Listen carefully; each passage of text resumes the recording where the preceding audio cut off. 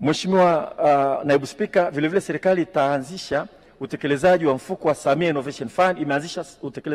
Itaanza utekelezaji wa mfuko wa Samia Innovation Fund wenye thamani ya shilingi bilioni 2.3 utakaotoa mikopo nafuu kwa wabunifu kwa lengo la kuendeleza na kubiasharisha ubunifu pamoja na kutoa fursa za ajira kwa Tanzania kupitia mfumo huo.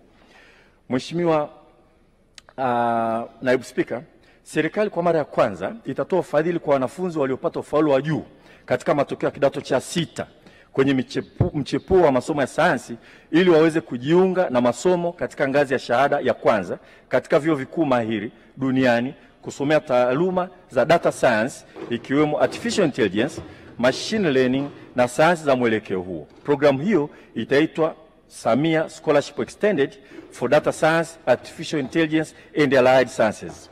Lengo la programu ya Samia Scholarship Extended hii ni kutengeneza wataalamu mahiri katika masuala ya data science ili waweze kushindana na kufanya kazi popote duniani. Mkakati wa utekelezaji umegawanyika katika ngazi kuu 3, Mheshimiwa Naibu Spika. Ngazi ya kwanza ni kuwajengea uwezo vijana waliomaliza kidato cha 6 kupitia kambi maalum ili kuandaa kujiunga na vyuo vikuu mahiri duniani katika taaluma za data science kwa kupewa mafunzo na wataalamu wabobezi kutoka sekta binafsi na wataalamu wazao wanaoishi nchi za nje.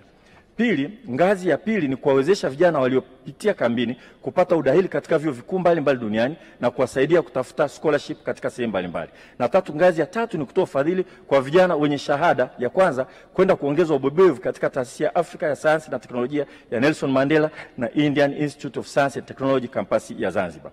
Mheshimiwa Naibu Spika, kwa kutekeleza nia kuongeza wataalamu wabobezi katika nyanja ya sayansi na teknolojia ya nyuklia, serikali kupitia Samia Extended Scholarship itaendelea kutoa ufadhili kwa Tanzania wenye ufaulu wa juu katika fani za sayansi na teknolojia ya nyuklia kwa ngazi ya shahada ya kwanza ili waweze kujiunga na masomo ya juu.